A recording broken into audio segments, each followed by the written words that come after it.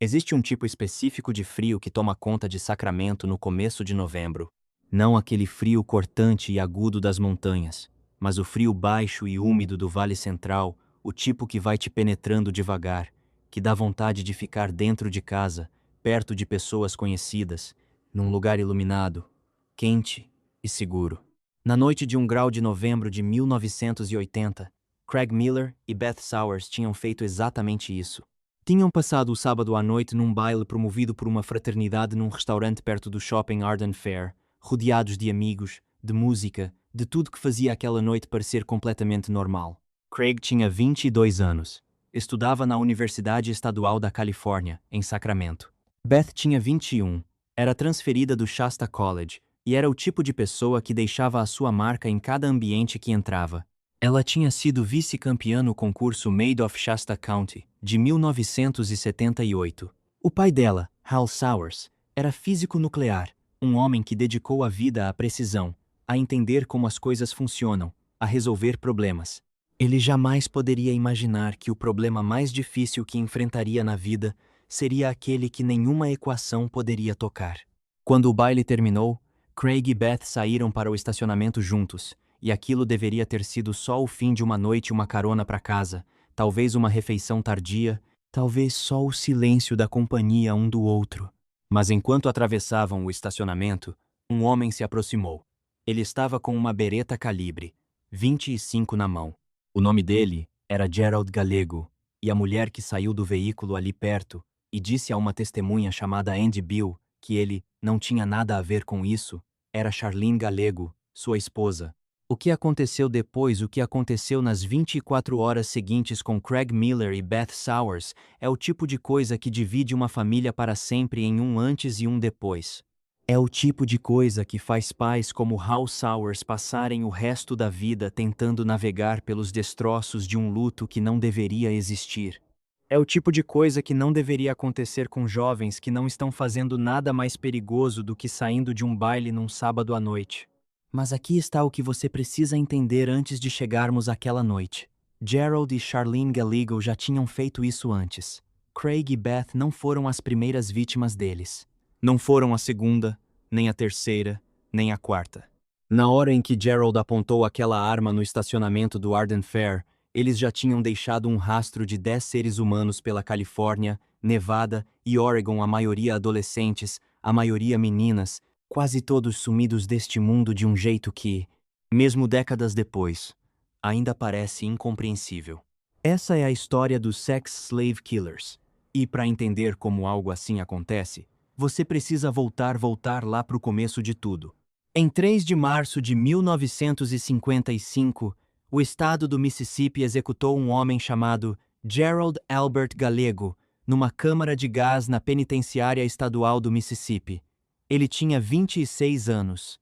Tinha sido condenado pelo assassinato do policial Ernest Borges, de Ocean Springs, em maio de 1954, e enquanto aguardava a execução no corredor da morte, ele e outro detento espancaram até a morte o agente penitenciário J.C. Landrum e fugiram, desencadeando uma enorme operação policial antes de ser recapturado num apartamento em São Francisco 3 dias depois.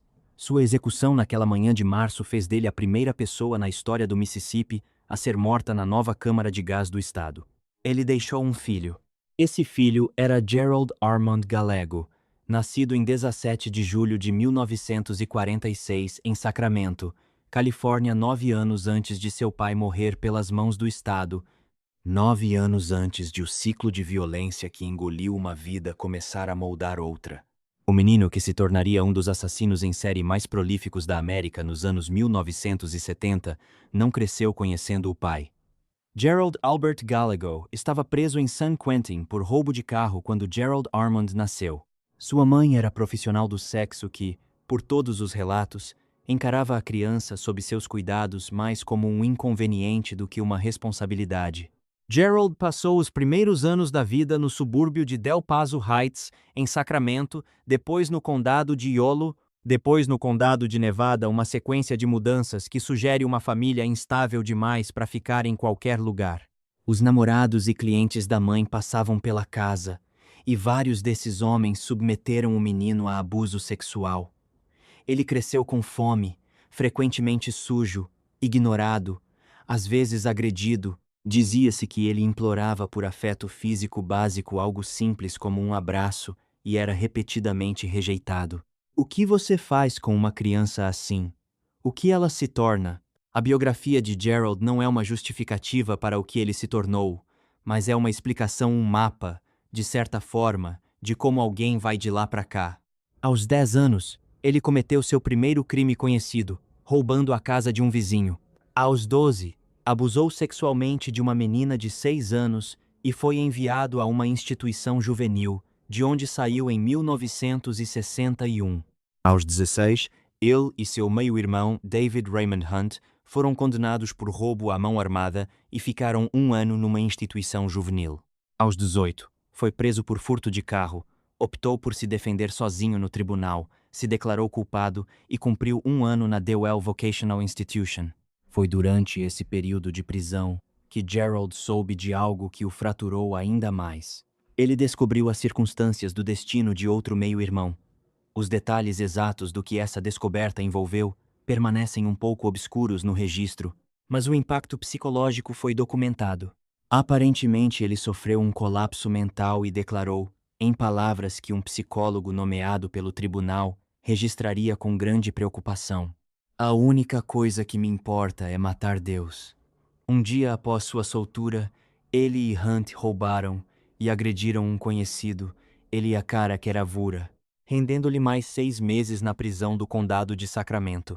O padrão continuou de forma quase perfeitamente mecânica, como se Gerald estivesse preso num ciclo que não conseguia enxergar com clareza suficiente para escapar, nem se importava em tentar.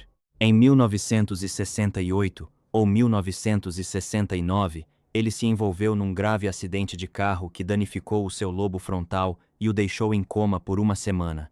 O lobo frontal governa o controle dos impulsos, a tomada de decisões e o comportamento social. Se essa lesão aprofundou a escuridão que já existia dentro dele, ou simplesmente acrescentou mais uma camada a uma personalidade já gravemente comprometida pelo trauma e pela criminalidade, a maioria dos investigadores que estudou o caso depois sentiu que foi um fator contribuinte significativo. Isso, no entanto, não gerou muita simpatia num tribunal. Ele se casou 5 vezes antes de conhecer Charlene. Esse detalhe por si só já te diz algo sobre a forma do seu mundo interior, a necessidade desesperada e compulsiva de posse, de controle, de sentir que alguém pertencia inteiramente a ele. A primeira esposa era uma mulher de 21 anos que ele havia engravidado quando tinha apenas 16. Eles se separaram em poucos meses por causa dos abusos dele. O segundo casamento durou menos de 1 mês antes de sua esposa fugir depois que ele a perseguiu com uma faca, e durante o processo de divórcio, ela descobriu que ele tinha mentido dizendo ter 27 anos quando na verdade tinha apenas 19. A terceira esposa, uma mãe solteira que ele conheceu numa lavanderia, estava grávida dele quando o casamento desmoronou. Ela sofreu um aborto espontâneo depois. A quarta esposa descreveu sua personalidade como Jekyll e Hyde. O quinto casamento, em 1974, ainda estava em andamento e tecnicamente sem resolução quando ele conheceu Charlene. E talvez a revelação mais devastadora dos seus anos pré-assassinatos, Gerald Galego abusou sexualmente da própria filha repetidamente ao longo de aproximadamente 7 anos, junto com uma das amigas dela. Ele era o pai dela. Ela estava sob a sua guarda parcial. O abuso era sistemático, contínuo e monstruoso. Quando Gerald completou 30 anos, tinha sido preso por roubo, furto, agressão, crimes sexuais, fuga e muito mais. Tinha cumprido múltiplas penas de prisão. Tinha abusado de quase todas as pessoas que tentaram se aproximar dele. E em nenhum momento, em nenhum dos tribunais, estabelecimentos correcionais ou audiências de liberdade condicional, o sistema conseguiu manter-lo tempo suficiente ou com seriedade suficiente para interromper o que estava por vir. Quando ele disse a um psicólogo nomeado pelo tribunal: "Tenho a sensação de que meu pai está dentro de mim", isso não soou como uma desculpa, mas como uma espécie de terrível autoconsciência. Se Gerald acreditava que essa herança o tornava inevitável, ou se a usava como escudo contra a responsabilidade, é algo que não podemos saber com certeza. O que sabemos é o que ele fez. Charlene Adele Williams nasceu em 19 de outubro de 1956 em Stockton, Califórnia, e por praticamente todos os critérios externos, ela deveria estar bem. O pai dela, Charles Williams, era um empresário bem-sucedido vice-presidente de uma rede de açougues, respeitado na comunidade profissional de Sacramento. A mãe, Mercedes, era atenciosa e presente. A família tinha dinheiro. O lar era estável. Não havia relatos de abuso, nenhum trauma documentado, nenhum pai criminoso ou mãe negligente. Charlene era, por todos os relatos, uma criança nascida no tipo de lar que deveria proteger, lá do pior que o mundo tem a oferecer. Ela era inteligente extraordinariamente. Seu QI foi posteriormente medido em aproximadamente 160, colocando-a na categoria de superdotada profunda. Frequentou a Rio Americano High School em Sacramento, onde era membro da California Scholarship Federation, mantinha uma sólida média B e tocava violino na orquestra da escola, com talento suficiente para ser convidada a praticar no San Francisco Conservatory of Music. Formou-se em 1974. Tinha, em resumo, todas as vantagens. Mas algo começou a mudar por volta dos 13 anos de Charlene. Ela começou a usar anfetaminas, maconha e álcool. Tornou-se sexualmente ativa cedo e desenvolveu o que aqueles que trabalharam com ela depois descreveram como um comportamento compulsivo e imprudente. Abriu uma loja de móveis em Folsom após a formatura com a ajuda financeira da mãe e da avó. Depois se matriculou na Universidade Estadual da Califórnia com especialização em psicologia e desistiu depois de um único semestre. Em seus vários empregos, desenvolveu a reputação de ser excessivamente sedutora com colegas do sexo masculino e, como resultado, era frequentemente mal vista. A palavra que os outros usavam sobre ela, ninfomaníaca, era cruel e reducionista, mas aponta para algo real. Charlene Williams era, em sua vida adulta, uma pessoa profundamente perturbada, cujo comportamento consistentemente prejudicava o seu próprio bem-estar e cuja regulação emocional era, clinicamente falando, gravemente comprometida. Sua história de relacionamentos conta a mesma história. No seu 18º aniversário, casou-se com um soldado do exército dos Estados Unidos. O casamento foi anulado depois de um único dia quando ele foi enviado para a Alemanha Ocidental, do outro lado do mundo. 2 anos depois, casou-se com um ex-soldado. Segundo o segundo marido, ela tinha um desejo desesperado de um ménage atroz entre os dois e uma prostituta. Durante esse casamento, sofreu graves danos pulmonares por inalação de vapores químicos no trabalho e tentou suicídio. O marido acabou entrando com pedido de divórcio. Os pais dela, num padrão que parecia bem intencionado, mas que no fundo era permissivo, a consolaram dizendo: "Ele é só mais um daqueles caras que só te usa." Seu terceiro casamento foi com outro ex-soldado, que ela descreveu como um preso à mãe, e de quem logo se entediou. Depois que esse casamento terminou, ela começou um caso extraconjugal com um homem casado, um relacionamento que ela tentou aprofundar propondo que eles envolvessem a esposa dele. Quando esse relacionamento terminou, ela tentou suicídio novamente. Há algo profundamente triste na vida inicial de Charlene, não porque isso justifique qualquer coisa que ela fez, mas porque você consegue ver o arco dela com tanta clareza em retrospecto. Uma pessoa brilhante e sensível, que começou a se entorpecer aos 13 anos, que foi de um relacionamento ao outro buscando algo que não conseguia nomear, que tentou encerrar sua própria vida 2 vezes antes dos 21 anos. A tragédia não é que ela fosse um monstro desde o início. A tragédia é até onde ela caiu e o quanto ela se permitiu cair. Então, no outono de 1977, ela conheceu Gerald Gallego, e a queda parou de parecer queda. Em 29 de setembro de 1977, Gerald e Charlene se conheceram numa sala de pôquer do clube Black Stallion em Orangevale, Califórnia. Ele tinha 31 anos e já tinha sido casado 5 vezes. Ela tinha 20 e já tinha sobrevivido a 2 tentativas de suicídio e 3 casamentos fracassados. Ele a convidou para o seu apartamento naquela noite e ela foi. No dia seguinte, ela recebeu uma dúzia de rosas vermelhas de longo caule e um cartão que dizia: para uma garota muito querida, Jerry. Em menos de uma semana, ela tinha se mudado para morar com ele. O que se seguiu foi um relacionamento construído sobre dominação e submissão, necessidade e manipulação, numa dinâmica que observadores e promotores descreveriam mais tarde como explicitamente sadomasoquista. Gerald era física e sexualmente abusivo.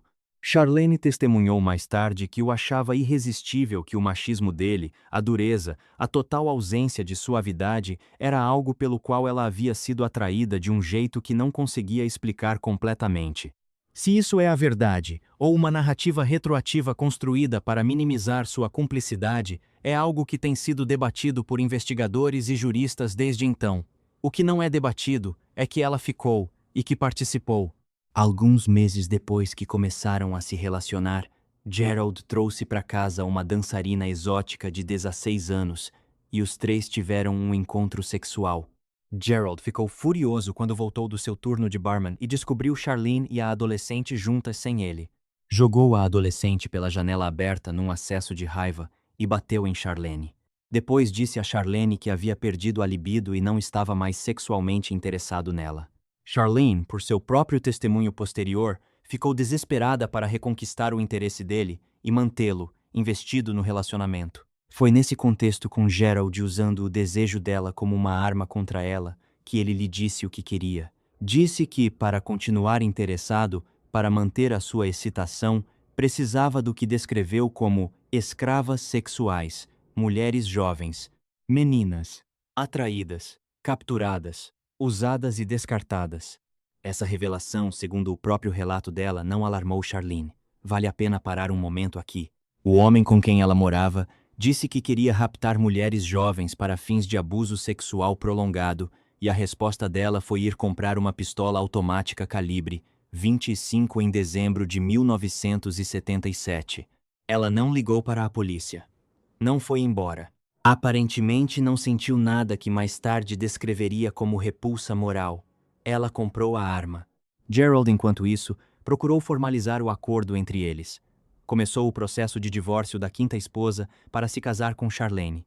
No verão de 1978, Charlene ficou grávida dele.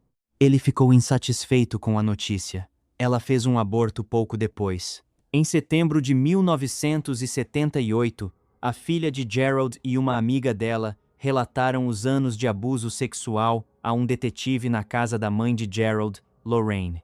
Quando Gerald e Charlene chegaram à casa e souberam o que havia acontecido, Gerald inicialmente disse à mãe que queria se entregar, mas quando o padrasto chegou, pegou um rifle e deixou claro que Gerald não era bem-vindo. Os dois fugiram. 3 dias depois, em 30 de setembro de 1978, Gerald e Charlene se casaram no cartório do condado de Washoe em Reno, Nevada, com os pais de Charlene presentes. Em 9 de outubro, um mandado de prisão foi emitido pelo escritório do xerife do condado de Butte, acusando Gerald de abuso sexual, incesto, sodomia e coito oral com a filha. Ele assumiu o codinome Stephen Robert Fail, nome tirado de um primo de Charlene para escapar da prisão. Mas eles já tinham matado. Os primeiros assassinatos já tinham acontecido. Há um detalhe que tende a se perder na linha do tempo desse caso, e ele importa. Gerald e Charlene mataram as primeiras vítimas antes que o mandado fosse emitido, antes de se casarem em Reno. Antes de qualquer coisa se tornar oficial, os assassinatos começaram no verão do relacionamento deles, antes que qualquer pessoa na polícia tivesse qualquer razão para olhar 2 vezes para aquele casal. Em 11 de setembro de 1978, mais de 2 semanas antes de a filha de Gerald relatar o abuso e antes de o casal fugir para Reno, Gerald e Charlene foram até o Country Club Plaza em Sacramento e ficaram de tocaia no estacionamento. Estavam à procura de uma garota, ou garotas, jovens, de preferência pequenas, de preferência sozinhas ou em pequeno grupo. O que estavam procurando, os promotores argumentariam mais tarde com farto testemunho de apoio, era uma potencial escrava sexual. Encontraram Kippy Jacqueline Vaught, de 16 anos, e Rhonda Lee Scheffler, de 17, ambas alunas da Vista Nueva High School. As 2 garotas tinham acabado de sair de uma sapataria. Charlene se aproximou delas e disse que as estava convidando para uma festa. Era exatamente o tipo de abordagem que funciona amigável, casual, não ameaçadora, vinda de outra mulher jovem. As garotas a seguiram até a van. Gerald estava esperando. Brandiu a pistola e as forçou para a parte de trás. Charlene dirigiu. Ela as levou 65 milhas a leste de Sacramento, até as colinas da Serra, perto de Baxter, um trecho remoto e isolado de terra, onde ninguém passaria, onde ninguém ouviria nada, onde a distância da cidade parecia absoluta. Gerald amarrou os braços e tornozelos das garotas com fita e as abusou sexualmente na parte de trás da van. Depois disse a Charlene que voltasse a Sacramento sozinha, limpasse a van, trocasse de veículo e voltasse por volta de meia-noite. Ela fez exatamente isso. Voltou a Sacramento, limpou tudo e visitou uma amiga no intervalo, como se a noite fosse completamente normal. Ela voltou a Baxter por volta das 22h40 e fez sinal para Gerald buzinando e piscando os faróis. Gerald, que tinha ficado sozinho com Kip e Rhonda por horas, disse a Charlene que ficou feliz de ela ter voltado porque estava com frio. Forçou as garotas para a parte de trás do segundo veículo e eles foram para Slough House. Lá, Gerald ordenou que as duas garotas saíssem do carro. Disse a Charlene para ficar no veículo e aumentar o volume do rádio. Forçou Kip e Rhonda a atravessarem um campo até uma vala e ali, na escuridão, golpeou Rhonda com uma barra de ferro. Depois Kip. Depois sacou a pistola e atirou uma vez na cabeça de cada uma. Kip não estava morta. O primeiro tiro tinha apenas roçado o crânio dela. Enquanto Gerald se virava para voltar ao carro, ela tentou fugir movida por algum impulso final e feroz de sobreviver. Ele voltou. Disparou mais 3 tiros na cabeça dela. Depois atirou mais várias vezes nos dois corpos, depois de observar o que descreveu mais tarde como eles, ainda se mexendo. Em seguida vasculhou as bolsas delas, voltou para a van com Charlene e os dois foram de volta a Sacramento. Descartaram a arma, a barra de ferro e as bolsas das garotas num rio. Gerald socou o cano da arma de fogo antes para tentar destruir as marcas de identificação.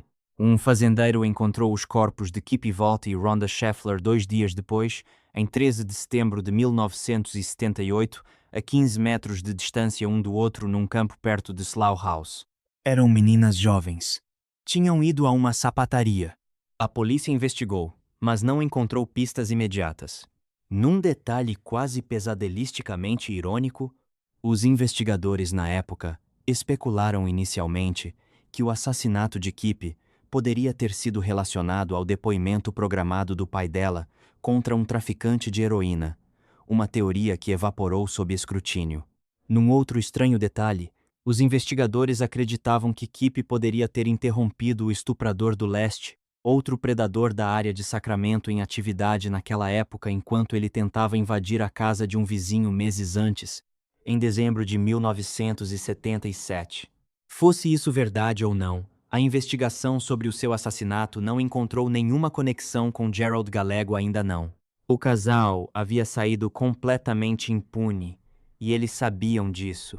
Nos meses após os primeiros assassinatos, a vida de Gerald e Charlene adquiriu uma aparência de normalidade que devia ser surreal de habitar.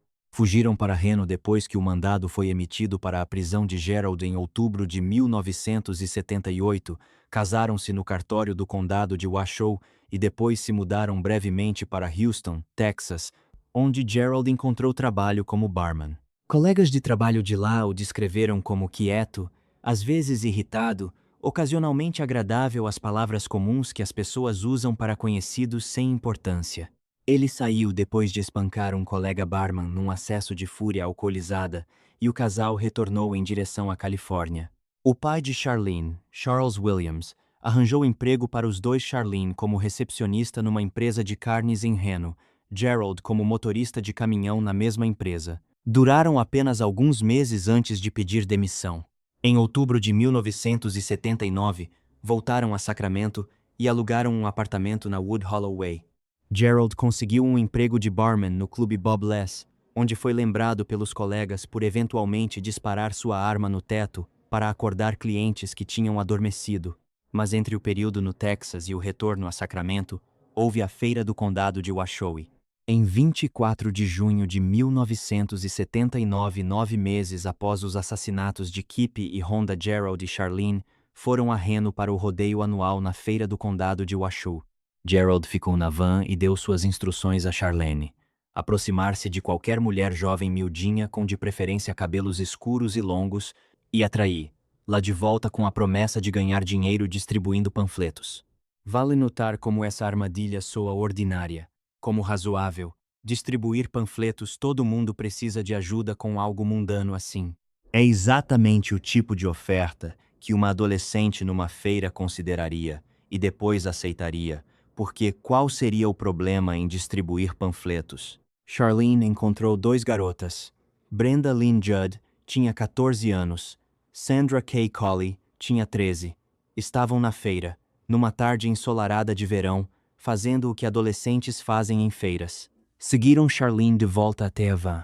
Gerald as forçou para dentro na mira da pistola. Charlene assumiu o controle do veículo e dirigiu para Nordeste pela Interestadual 80, se afastando de Reno, em direção a uma faixa de paisagem de Nevada que fica cada vez mais vazia e estranha.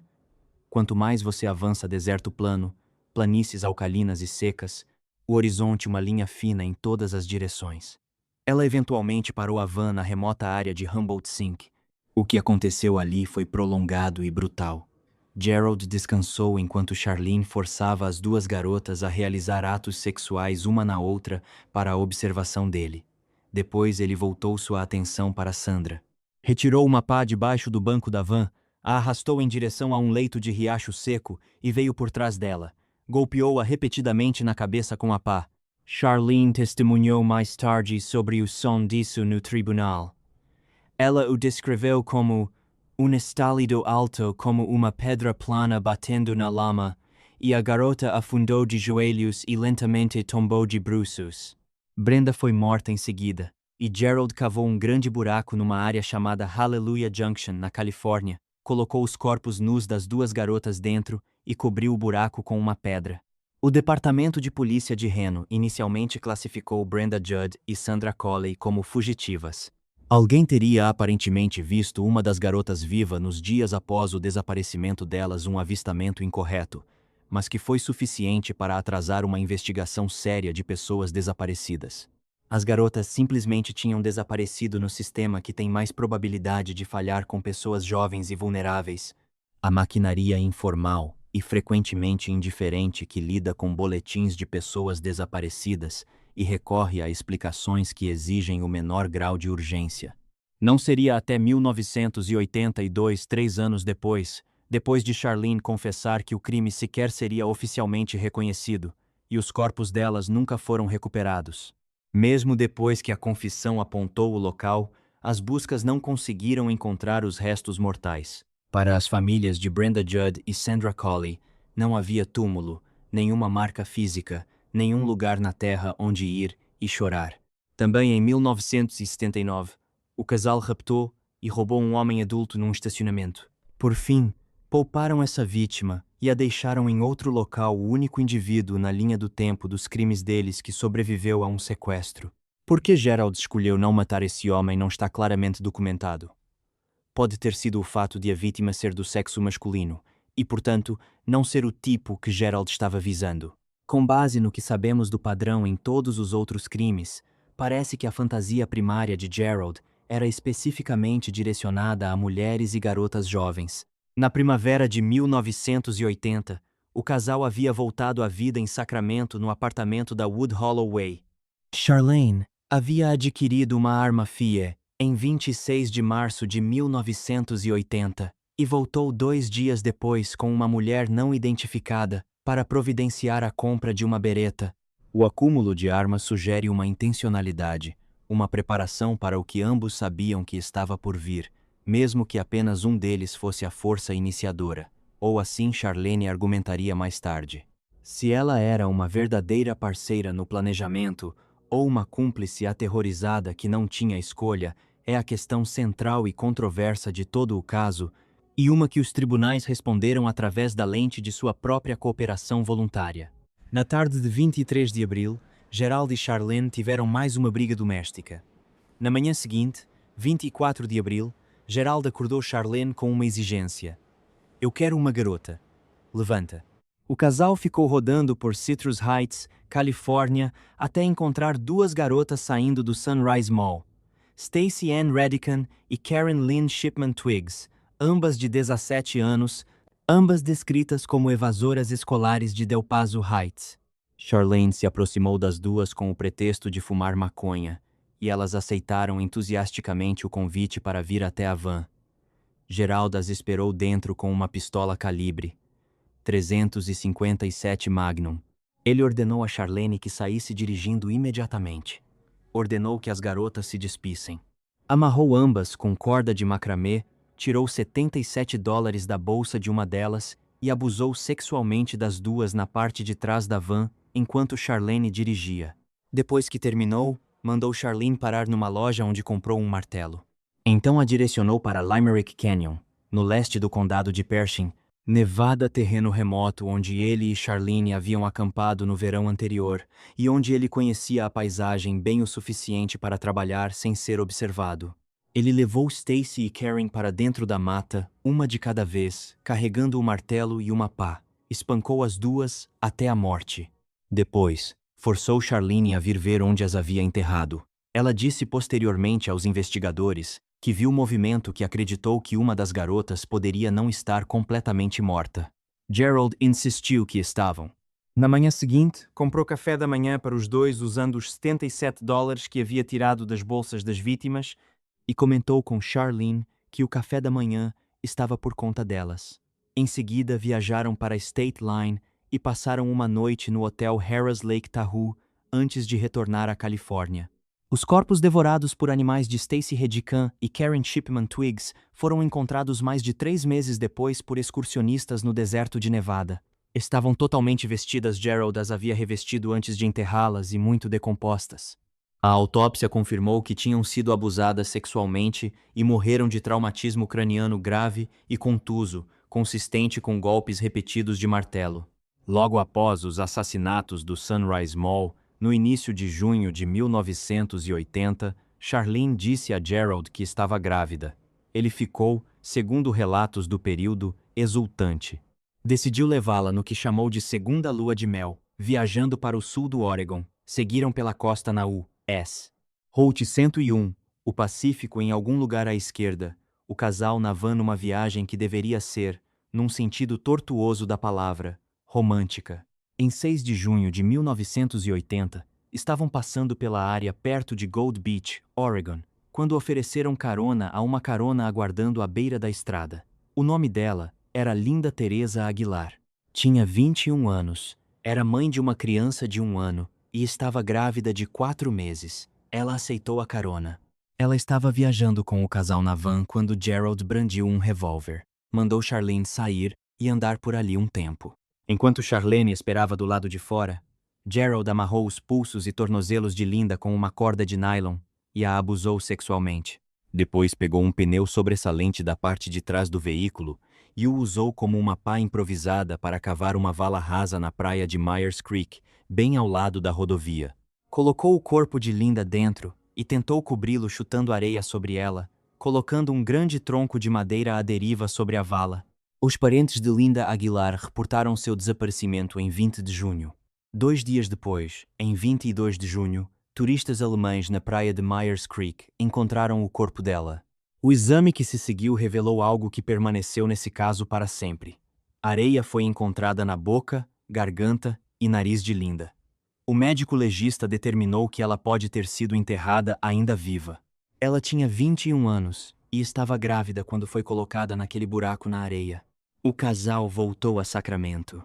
Em 1 grau de junho de 1980, apenas dias antes da viagem ao Oregon, eles tinham se casado novamente sob o codinome Stephen e Charlene Fayle, formalizando o relacionamento sob identidades falsas, operando como fantasmas no registro da vida civil. Em julho, o delta da Califórnia oferecia uma tarde tranquila de pesca. Na tarde de 15 de julho, Gerald e Charlene foram a uma pista de dança para adolescentes em Roseville procurando vítimas, mas foram embora quando notaram muitos rapazes e homens presentes. No dia seguinte, 16 de julho, Depois de passar várias horas pescando, pararam no bar Sail Inn em West Sacramento. Já tinham estado lá antes, conheciam o staff. A garçonete de coquetel que os atendia naquele dia era Virginia Maxine Moschel, de 34 anos, uma mulher que tinha servido bebidas a eles em múltiplas ocasiões anteriores e que não teria nenhuma razão absoluta para os ver como qualquer coisa além de clientes. Gerald inicialmente havia falado com Charlene sobre roubar o bar e pegar Moschel também. Seja qual for a sequência exata de pensamentos que o levou do roubo ao assassinato, pode nunca ser totalmente conhecida, mas o resultado está documentado.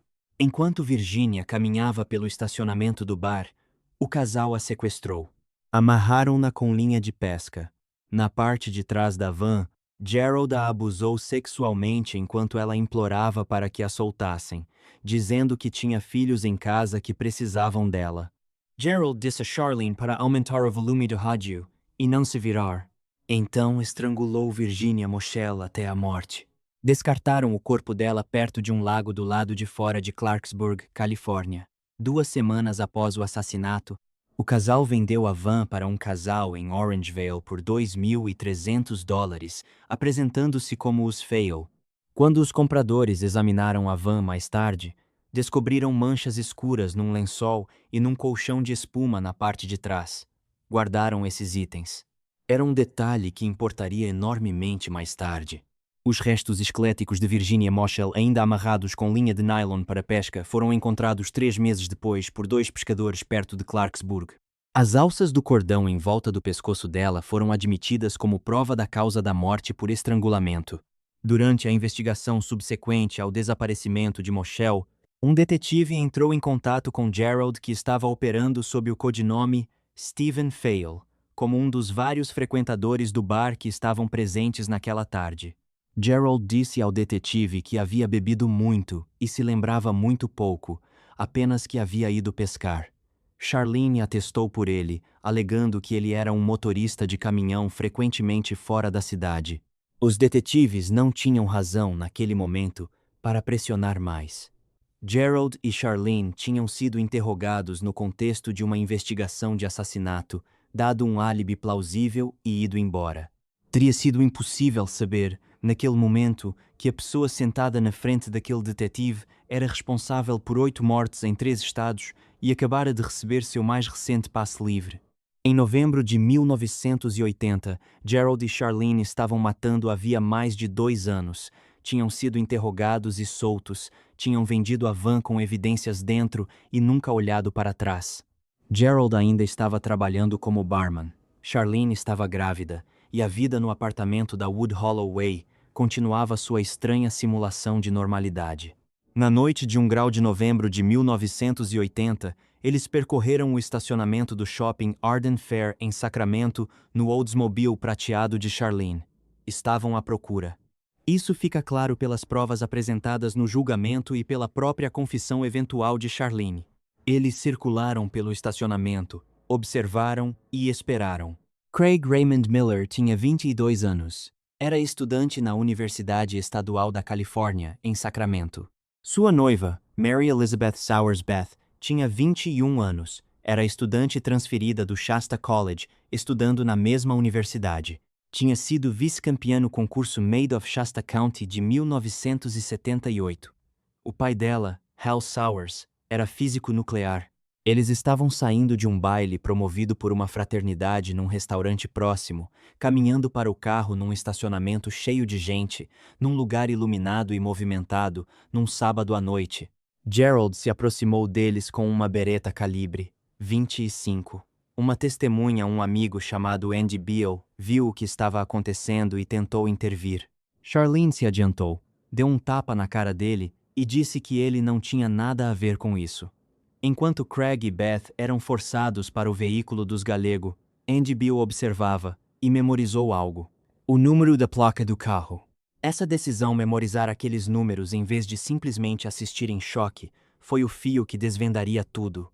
Gerald ordenou a Charlene que dirigisse até uma área remota perto da prisão estadual de Folsom. Quando chegaram, ordenou que Craig Miller saísse do carro. Enquanto Craig se virava em direção à frente do veículo, Gerald atirou na parte de trás da cabeça dele. Depois atirou mais 2 vezes enquanto ele estava no chão. O corpo de Craig Miller seria encontrado mais tarde perto do Lago Bass, Califórnia. Gerald voltou para o carro e disse a Charlene que dirigisse para o apartamento deles na Wood Hollow Way. No apartamento, Gerald levou Beth Sowers com as mãos amarradas com o próprio laço de cabelo dela para o quarto e a abusou sexualmente por horas enquanto Charlene ficava sentada na sala e esperava. O que estava passando pela cabeça de Charlene durante aquelas horas é algo que ela nunca falou com clareza. O que sabemos é que ela ficou. Então Gerald apareceu. Disse a Charlene que dirigisse de novo. Foram a uma área rural perto de Roseville, Califórnia. Gerald levou Beth para a mata e atirou nela 3 vezes a queima-roupa. Ela morreu ali, no escuro, entre as árvores, 3 balas, e uma noite afastada do baile onde havia estado apenas horas antes. Na manhã seguinte, 2 de novembro, a polícia foi à casa dos pais de Charlene em Sacramento. O veículo cujas placas Andy Beale havia memorizado estava registrado no nome de Charlene. Charlene disse aos policiais que não sabia nada sobre um casal desaparecido. A polícia não a prendeu. Naquele mesmo dia, o corpo de Craig Miller foi descoberto no Lago Bass. Uma testemunha do sequestro identificou Gerald numa seleção de fotos. Quando a polícia foi fazer as prisões, Gerald e Charlene já tinham ido embora. Foram para Reno e abandonaram o Oldsmobile prateado de Charlene no estacionamento do cassino Circus. Logo depois, os nomes deles emergiram em conexão com o assassinato de Virginia Moschel também, depois que o nome dela foi encontrado num envelope dentro do carro abandonado. Os investigadores perceberam com crescente horror que já tinham interrogado, sem saber tanto Gerald quanto Charlene durante a investigação de Moschel e os tinham deixado ir. Em 7 de novembro de 1980, o FBI acusou os Galego de fuga para evitar processo judicial. Os detetives rastrearam o casal de Orangevale que tinha comprado a van em agosto e tomaram posse dela. Inicialmente, nada foi encontrado, mas os compradores mencionaram que quando a compraram pela primeira vez, tinham notado manchas escuras num lençol e num colchão de espuma, que tinham guardado na garagem. Quando entregues às autoridades, análises forenses confirmaram que aquelas manchas eram sangue humano. A polícia revistou a residência de Gerald e encontrou uma caixa de balas Winchester Western calibre .25, com 9 balas faltando. Durante esse período, Charlene ligou para o advogado Dan Sullivan de algum lugar na fuga e proclamou inocência. Disse que queria se entregar, mas que Gerald não permitia. Alegou que Gerald estava menos preocupado com as acusações de assassinato do que com o mandado pendente do condado de Butte que o acusava de abuso sexual, incesto e sodomia da própria filha. A rede foi se fechando por meio do trabalho específico e pouco glamouroso de vigilância de transferências bancárias. O paradeiro de Charlene foi rastreado até Salt Lake City, onde dinheiro endereçado a ela havia sido retirado num escritório do Western Union. Gerald usou o tempo em Salt Lake City para obter identidades falsas para 2 moradores locais ligando para suas casas e se passando por um oficial do Partido Republicano de Utah, verificando informações de registro de eleitores. Detalhe que fala da sua capacidade de engano calculado, mesmo em meio a uma caçada policial. O casal foi para Omaha, Nebraska, e se hospedou num hotel. O FBI começou a vigiar os pais de Charlene, Charles e Mercedes Williams em Sacramento, suspeitando corretamente de que continuariam a fornecer apoio financeiro à filha. Durante o final de semana de 15 e 16 de novembro, os pais de Charlene foram vistos dirigindo de Sacramento para Sparks, Nevada, onde entraram num escritório do Western Union e enviaram $500 para Omaha. Com o conhecimento de que os Galego estavam esperando uma transferência no escritório do Western Union de Omaha, as autoridades contataram o escritório local do FBI em Omaha. A espera foi breve. Em 17 de novembro de 1980, agentes do FBI detiveram Charlene enquanto ela entrava no escritório do Western Union de Omaha. Gerald estava esperando do lado de fora no carro e foi preso ali mesmo. Recusou-se a cooperar com os agentes que efetuavam a prisão, os insultou verbalmente e mais tarde reclamou ao tribunal que os agentes tinham violentamente me arrancado das ruas e apertado suas algemas até ele perder a circulação do sangue. Ele não era um homem que aceitava a responsabilidade em silêncio. Nunca tinha sido. O juiz federal Richard C. Peck impôs uma fiança de $100,000 para cada um, contrariando a objeção do promotor federal Assistant Thomas Thalken, que argumentou por $500,000 cada. 3 dias depois, o casal renunciou à extradição e foi levado de volta a Sacramento. Ambos negaram qualquer envolvimento nos assassinatos. Em 21 de novembro de 1980, Gerald e Charlene Gallego foram indiciados pelo assassinato em primeiro grau de Craig Miller. O tribunal atraiu curiosos e repórteres, e Gerald, cada vez mais agitado com a atenção pública, se levantou e gritou: "Vocês não têm o suficiente? Não somos animais. O que aconteceu com um julgamento justo?" Charlene chorou. O advogado dela a segurou nos braços. Um dia após o indiciamento, o corpo de Beth Sowers foi encontrado numa vala perto de Loomis, Califórnia. Os Gallego foram indiciados pelo assassinato dela em 3 de dezembro. Charlene estava com 9 meses de gravidez no momento do indiciamento. Em 17 de janeiro de 1981, ela entrou em trabalho de parto e foi levada às pressas ao UC Davis Medical Center. Os médicos realizaram uma cesariana e trouxeram ao mundo o bebê Gerald Gallego Jr. Com sucesso, apesar das preocupações com a frequência cardíaca da criança durante o trabalho de parto, o bebê nasceu no contexto do indiciamento dos pais por múltiplos assassinatos. Por meses, os procedimentos avançaram lentamente enquanto questões pré-julgamento consumiam o calendário do tribunal. Gerald tentou se defender sozinho. Brigou com seu defensor público nomeado pelo tribunal, Donald L. Manning, e foi negado. Ele também alegadamente participou de uma conspiração com outros 4 homens na prisão do condado de Sacramento para dominar os guardas, tomar reféns e fugir, um plano que nunca se concretizou. Em novembro de 1981, Charlene concordou com um acordo de delação. Ela testemunharia contra Gerald em troca de uma sentença combinada de 16 anos e 8 meses em Nevada e 17 anos na Califórnia, a serem cumpridos concomitantemente com possibilidade de liberdade condicional.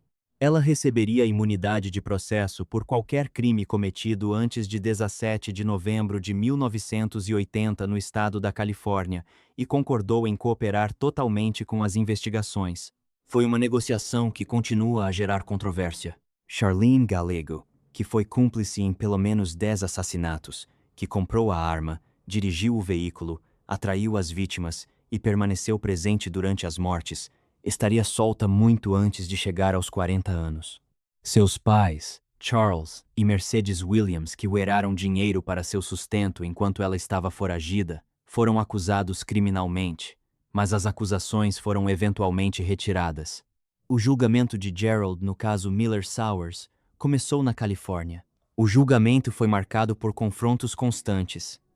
Gerald insultou os promotores, interrompeu os procedimentos e em vários momentos precisou ser contido. A defesa argumentou que Gerald era mentalmente incompetente para julgamento, mas os peritos discordaram. Charlene testemunhou em detalhes extensos e frios sobre os crimes. Era, por qualquer medida, um testemunho devastador entregue com uma calma que perturbou tanto os observadores quanto os jurados. Em junho de 1983, Gerald Gallego foi considerado culpado de assassinato em primeiro grau pelo homicídio de Craig Miller e Beth Sowers. Ele foi condenado à morte. O julgamento em Nevada, pelo assassinato de Mary Beth Sowers e Craig Miller naquele estado, veio depois. Novamente culpado, novamente condenado à morte. Em Nevada, as regras de execução de pena de morte eram diferentes. Gerald aguardou no corredor da morte da prisão estadual de Nevada em Carson City por anos, enquanto seus advogados apresentavam apelação após apelação. Em 2002, um tribunal federal concluiu que Gerald havia sofrido representação jurídica inadequada durante o julgamento de Nevada e ordenou um novo julgamento ou a comutação da sentença para a prisão perpétua. O estado optou pela comutação. Gerald Gallego passou o resto da vida na prisão de Nevada. Nunca foi formalmente julgado pelos assassinatos de Brenda Judd, Sandra Colley, Stacey Redican, Karen Shipman Twiggs, Linda Aguilar ou Virginia Moschel, embora Charlene tenha confessado a participação em todos eles. O sistema processou os crimes que tinha provas suficientemente sólidas para levar a julgamento. Os outros ficaram nos registros como crimes resolvidos sem julgamento completo. Gerald Armand Gallego morreu em 18 de julho de 2002, de câncer retal, na prisão estadual de Nevada. Tinha 56 anos. Morreu um dia depois do seu aniversário. Charlene cumpriu sua sentença reduzida. Foi solta em julho de 1997, após cumprir menos de 17 anos. Saiu da prisão com uma identidade nova, uma nova localização e um acordo legal que impede que seu paradeiro atual seja divulgado. Ela tem aproximadamente 69 anos hoje. Onde ela está, o que ela faz, como ela vive, nada disso é público. Ela foi, sob todos os aspectos práticos, reinserida no mundo. Brenda Judd tinha 14 anos. Sandra Colley tinha 13. Seus corpos nunca foram encontrados. Para as famílias delas, não existe um lugar físico no mundo para ir e deixar flores. Kippy Vaught tinha 16. Rhonda Scheffler tinha 17. Elas saíram de uma sapataria. Stacey Hedekin e Karen Shipman Twiggs tinham 17. Elas estavam saindo de um shopping. Linda Aguilar tinha 21 anos. Estava grávida de 4 meses e tinha um filho de 1 ano em casa. Virginia Moschel tinha 34 anos e tinha filhos que precisavam dela. Craig Miller tinha 22 anos e estava prometido a Beth Sowers. Beth Sowers tinha 21 anos e havia sido a vice-campeã de um concurso de beleza no condado onde cresceu. O pai dela, Hal Sowers, o físico nuclear que dedicou sua vida a resolver problemas, ficou o resto de sua vida carregando um problema que nenhuma equação poderia tocar. Esses são os nomes. Essa é a contagem.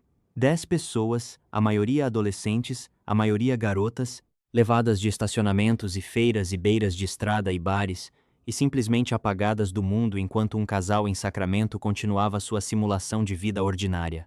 Não existe uma lição ordenada aqui. Não existe um único ponto de falha que, se corrigido, teria impedido tudo isso. Existe um homem com uma história de violência que nunca foi levado suficientemente a sério pelo sistema que o processou repetidamente. Existe uma mulher com uma inteligência extraordinária que a usou para atrair meninas para um veículo. Existe uma maquinaria policial que, em 2 momentos separados, interrogou Gerald Gallego sobre crimes que ele havia cometido e o deixou ir embora. Existe um sistema de desaparecimentos que classificou 2 crianças mortas como fugitivas e esperou 3 anos por uma confissão para reconhecer que algo havia dado errado. E existe Andy Beal, que memorizou um número de placa num estacionamento enquanto um homem apontava uma arma para seus amigos, e que não olhou para outro lado. Às vezes é isso. Às vezes é só isso, alguém que decide não olhar para outro lado, que faz o fio começar a se desfazer.